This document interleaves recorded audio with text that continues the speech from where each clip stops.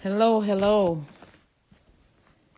So, there have been a lot of uproar lately, and rightly so, over this hit piece called Leaving Neverland. Leaving Neverland, who left Neverland and who never left Neverland, and why were some people at Neverland in the first place? Oh, I'm a huge Michael Jackson fan.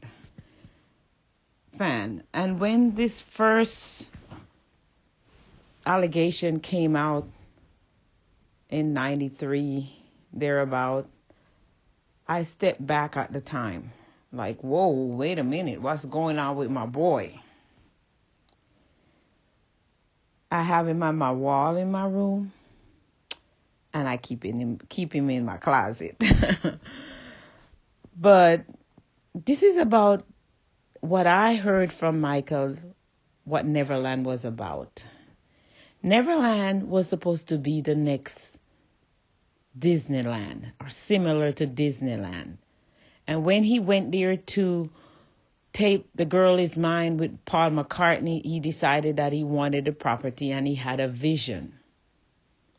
All the animals, Bubbles and the giraffe and the elephants and all of that was not about Michael being weird. And I wish people would stop saying Michael being weird. Even some fans buy into that. You have never been around him. How would you know that he's weird? So Neverland was supposed to be a theme park. And the kids were being brought to Neverland to check out the merry-go-round and the animals and the train and the few things that he had installed at Neverland at the time, with plans to do a lot more before this Jody Chandler false accusation I might had, broke. And once the kids were introduced to Neverland, it was open season on Michael, because there were a few parents that went to Neverland and was just ready eye or bad mind, as we say in Jamaica, and just want the man stuff and just decided how we gonna move in, basically. And I'm gonna address all aspects of this, but I'm telling you, I've been following Michael's career from Harry was a boy. And Neverland was never about having kids to come sleep in his bed. Michael come from a huge family, so did I. I'm the first of 12, and we all had to sleep on the bed and some on the floor and across the bed. But this is not about me. So Michael was the host. The host with the mostest love to give to children. And if you're going to have a theme park, who are you going to bring over to check out the rides and the animals? Grown-ups? Are people idiots? Are you all idiots? But people had a hidden agenda. A lot of people that went to Neverland had a hidden agenda. If you notice, all the kids that are making accusations against Michael about touching them are kids that stayed at Neverland with their parents. Their parents had them move in, set up shop.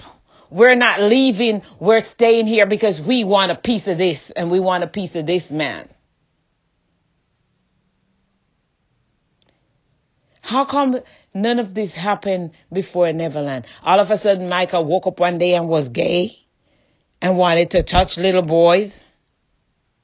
Come on. This is such nonsense. Anyways, Michael was just not innocent, not naive, and definitely not weird but was strategizing what his next move was going to be. And that's why he brought the animals to Neverland and brought the kids over to check out the rides at Neverland. And parents, greedy, malicious, vicious parents, decided them and their kids were going to set up shop, and they were going to later come up with some kind of false accusation once they realized Micheal wasn't as easy to crack to take his money as they first thought he was. This idea that Micheal is naive and weird is some crap. Micheal was walking around loopy at times because they were feeding him drugs. Like he said in his song, "You give me morphine. You lied to me." But we'll talk about that another time. But this session right here is to address the fact that Micheal didn't start Neverland to molest kids. Micheal had a grand idea to have the next Disneyland.